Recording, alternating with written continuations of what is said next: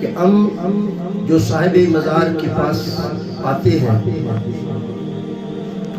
وہ کیا جانتے ہیں ہمیں اور ہماری کیفیات، ہمارے آلات، ہمارے حاجات وہ سمجھتے ہیں، اور کیا یہ سب کچھ سمجھ کے پھر وہ ہمارے جو ضروریات ہیں، حاجتیں ہیں، ہمارے معاملات ہیں، کیا وہ حل فرماتے ہیں؟ میں انشاءاللہ عز و جل قرآن حدیث کی روشنی میں آپ سے عرض کروں گا، اور ہر وہ بات جو عرض کروں گا وہ معتبر کتب کے حوالے سے پیش کروں گا۔ سب سے پہلے مسئلہ یہ ہے، موت یہ کیا چیز ہے؟ بندہ جب دنیا سے رخصت ہو جاتا ہے، کوچ کر جاتا ہے اور کہا جاتا ہے یہ میت ہو گیا، یہ فوت ہو گیا، یہ مر گیا، آخر یہ فلسفہ کیا ہے؟ عزیزان گرامی، بیضاوی کتاب قرآن عظیم فرقان حمید کی سب سے معتبر تفسیر ہے۔ شرق و غرب، شمال جنوب میں کوئی ایسا عظیم درسگاہ نہیں ہے کہ جہاں تفسیر بیضاوی کے درس نہ ہو۔ بیضاوی شریف میں جو آیت شریف میں نے خطبہ کے دوران آپ کے سامنے تلاوت کی، جس کا مفہوم اور معنی یہ بنتا ہے وَلَا تَحْسَبَنَّ الَّذِينَ قُتِلُوا فِي سَبِيلِ اللَّهِ أَمْوَاتٌ، کہ وہ لوگ جو اللہ کی راہ میں شہید ہو جاتے ہیں ظاہراً تم سمجھتے ہو کہ وہ مر گئے، رب فرماتے ہیں تم نے یہ سوچنا بھی نہیں۔ قُتِلُوا فِي سَبِيلِ اللَّهِ أَمْوَاتٌ بَلْ أَحْيَاءٌ، وہ تو زندہ ہے، وَلَٰكِن لَا تَشْعُرُونَ، مگر تم اس بات کی شعور نہیں، تم اس بات کو سمجھ نہیں سکتے ہو۔ اس آیت کے محتاط جناب امام بیضاوی رحمۃ اللہ تعالی علیہ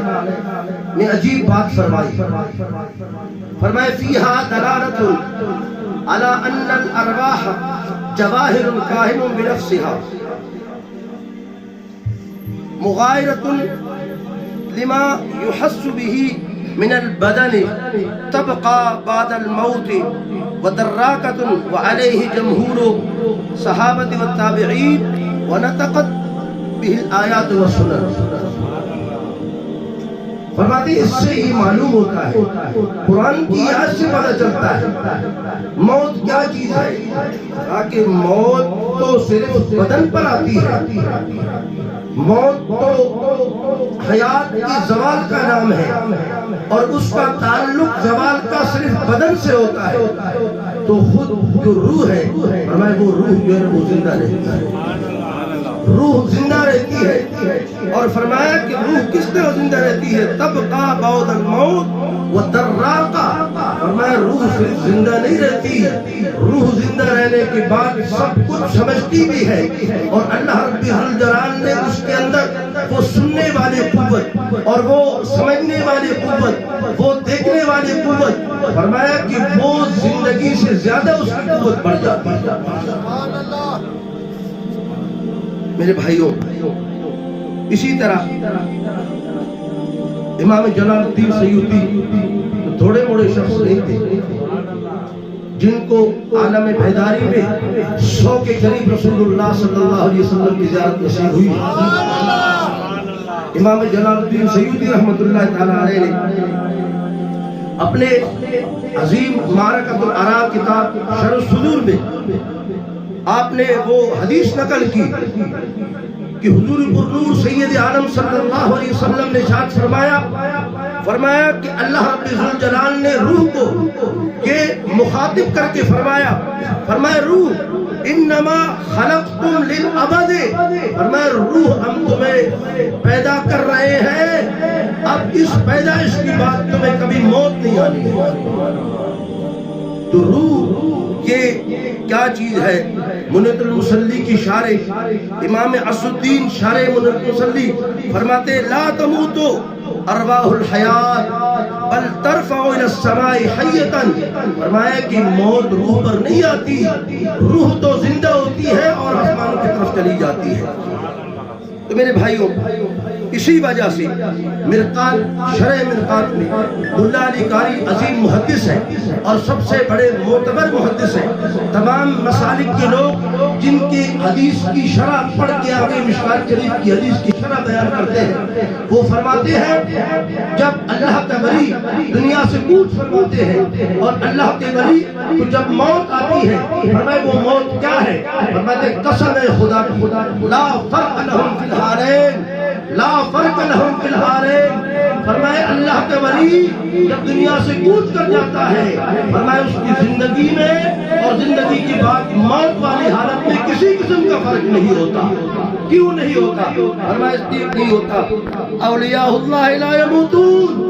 ولیکن ینتقلون من دار الی دار، اللہ کے ولی فوت نہیں ہوتے، اللہ کے ولی انتقال کر جاتے ہیں، وہ ایک دار سے، ایک زمانے سے اور زمین سے وہ منتقل ہو کے برزخ کے عالم میں تشریف لے جاتے ہیں۔ عزیزان گرامی، میں آپ کو اب چند ایک احادیث عرض کرتا ہوں، اب آپ کو سمجھ آ گئی اس مختصر وقت میں کہ موت یہ کس کی صفت ہے؟ یہ صرف اور صرف یہ بدن کی صفت ہے۔ بدن پر موت آتی ہے اور بدن جو ہے نا وہ موت آنے کے بعد بے شمار کتب میں یہ مسئلہ موجود ہے کہ موت کے بعد روح جاتی کہاں ہے؟ روح کہاں جاتی ہے؟ فرمائے اعلیٰ علیین میں جاتی ہے روح۔ اعلیٰ علیین کہاں ہے؟ اعلیٰ علیین وہ مقام ہے کہ جس کی تحت، جس کا فرش سدرۃ المنتہا اور جس کا جو چھت ہے وہ جنت کی فردوس الاعلیٰ ہے۔ فرمائے یہ جتنے بھی اولیاء فوت ہو جاتے ہیں، انتقال کر جاتے ہیں، وصال فرماتے ہیں، ان کی ارواح یا اعلیٰ علیین میں جا کے رہتی ہے یا چاہے زمزم کی کنواں اور بھی میں جا کے آرام کرتی ہے، اور پھر ان کا بدن کے ساتھ تعلق ہوتا ہے، اور اس وجہ سے سب سے زیادہ تعلق اس کا بدن کے ساتھ جو ہے جمعے والے دن ہوتا ہے، اور اسی لیے جمعے کے دن مستحب ہے، سنت ہے مزارات پر جانا، قبور پر جانا، وہاں جا کے سلام کر لینا۔ اس طرح والدین کے بارے میں میرے آقا صلی اللہ علیہ وسلم کا ارشاد ہے جو ہر جمعے کے بعد جماعت نماز کے بعد جمعے والے دن اپنے باپ کی قبر پر جائے اور وہاں جا کے سورہ یاسین شریف پڑھے، میرے آقا صلی اللہ علیہ وسلم نے فرمایا اللہ تعالیٰ اس کی سارے گناہوں کو معاف فرما دیتا ہے۔ تو میرے بھائیوں، کتنی زندگی ہے کہ اندازہ لگائے موت کے بعد میت کو کتنا پتہ ہوتا ہے۔ حدیث شریف کی روشنی میں آپ سنیے گا، میرے آقا صلی اللہ علیہ وسلم کا ارشاد ہے کہ جب میت دنیا سے کوچ کر جاتی ہے، فوت ہو جاتا ہے، اور بندے اکثر لوگ اس میں خیال نہیں رکھتے، میرے آقا صلی اللہ علیہ وسلم نے فرمایا ما من میت یموت الا هو یعرف غاسلہ ویناشد حاملہ، اور میں قسم خدا کی جو بندہ مرتا ہے تم اس کو سمجھتے ہو کہ مر گیا، یہ میت ہے، فرمایا وہ تو ہر کسی بندے کو جانتا ہے جو اس کے غسل میں شامل ہوتا ہے، اور جو چارپائی اٹھانے والے ہیں ہر اٹھانے والے کو وہ جانتا ہے کہ کون سے شخص ہے۔ اور فرمایا اگر اسے یہ پتہ ہوتا ہے موت کے بعد، بلکہ موت آنے کے بعد، عزرائیل کے آنے کے بعد سب کچھ سمجھ آ جاتا ہے کہ ٹھکانہ میرا کہاں ہے، جنت ہے یا جہنم ہے۔ فرمایا اسی وقت اگر وہ جنتی ہوتا ہے تو وہ کہتا ہے ان لوگوں نے کتنی دیر کی مجھے لے جانے میں، اور وہ آواز کر کے چیخ لگا رہا ہوتا ہے کہ مجھے جلدی لے جاؤ، جنت پہنچا دو، اور وہ شخص جو جہنمی ہوتا ہے وہ چاہتا ہے کہ یہ بڑے جلدی کر رہے ہیں، تھوڑا اور روک دیتے مجھے یہاں تاکہ میں جہنم کے عذاب سے بچتا۔ اور یہاں تک رسول اللہ صلی اللہ علیہ وسلم کا شرح صدور میں امام جلال الدین سیوطی رضی اللہ تعالیٰ عنہ نے ارشاد فرمایا آنسا ما یکون المیت فی قبرہ اذا زارہ من کان یحبہ فی دار الدنیا، فرمایا اگر ایک شخص ہے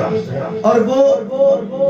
مر جاتا ہے اور زندگی میں اس کی محبت تھی اس شخص کے ساتھ، فرمایا جب وہ اس کی قبر پر آ جاتا ہے اور قبر پر جب اس کو سلام کہتا ہے، فرمایا وہ اس کے بڑا خوش ہوتا ہے کہ جس طرح وہ دنیا میں یہ چاہتا تھا کہ یہ بندہ میرے پاس آئے، مجھے سلام کرے، اس کے ساتھ میری بیٹھک ہو، فرمایا اس طرح موت کے بعد جب وہ اس کی قبر پر جاتا ہے اس کو اتنی خوشی ہو جاتی ہے جس طرح زندگی میں اس کو خوشی ہوتی ہے۔ تو میرے بھائیوں، یہ جو کچھ میں نے عرض کیا یہ تو ایک عام مومن کے بارے میں، ایک عام مومن کے یہ شان ہے، اور یہاں تک کہ علماء نے بیان فرمایا کہ اس میں کسی کو کوئی شک نہیں ہے کہ حتیٰ کہ کافر کو بھی قبر میں سب کچھ پتہ چلتا ہے۔ ہماری فارسی کی کتاب ہے، بڑی چھوٹی کتاب ہے، تحفۃ النصائح، جن کا علم کے ساتھ تعلق ہے وہ جانتے ہیں اس رسالے کو، وہاں وہ عقائد کے متعلق بحث کرتا ہے۔ ایک جگہ پر اس نے کہا کہ درگور باشی زندگی جو زندگی امروز ماں، فرمایا قبر کی زندگی ایسی ہے جیسے ہماری دنیا کی زندگی ہے، کوئی فرق نہیں ہے۔ گنجش نشین بر قبر مردہ بدانی مادنا، فرمایا اگر چڑیا بھی بیٹھ جائے نا قبر پر، فرمایا مردے کو پتہ چل جاتا ہے نر ہے یا مادہ ہے، اور چڑیا کو نر اور مادہ ہونے کو میں سمجھتا ہوں کہ بہت بڑا ماہر ہو جو جان لے کہ ہمارے عقائد کی کتابوں میں موجود ہے کہ اللہ ذوالجلال نے اتنی قوت اسے عطا فرما دیتا ہے۔ آپ اندازہ لگائیے گا، آپ سلام پڑھتے ہو کہ نہیں پڑھتے ہو قبرستان میں جاتے ہو، السلام علیکم یا اہل القبور، یہ اسلام میں حکم ہے۔ کیا اسلام میں کوئی ایسا حکم ہے جو جس حکم کا کوئی فائدہ نہ ہو؟ یعنی سلام دینے کا مقصد یہ ہوتا ہے وہ سنتا ہے اور سننے کے بعد وہ جواب بھی دیتا ہے کہ جب وہ سنتا ہے تو اس میں اگر زندگی نہیں تو سنتا کیسا، اگر اس کے اندر قوت گویا ہی نہیں تو وہ جواب کیسے دیتا ہے؟ اسے پتا چلا اس کی قوت سامیہ اور قوت شامہ جتنے بھی قوت ہے عباس ہے وہ زندگی سے زیادہ مضبوط ہو جاتے ہیں۔ میرا آقا صلی اللہ علیہ وسلم کے ارشاد فرماتے ہیں کہ جب قبر والے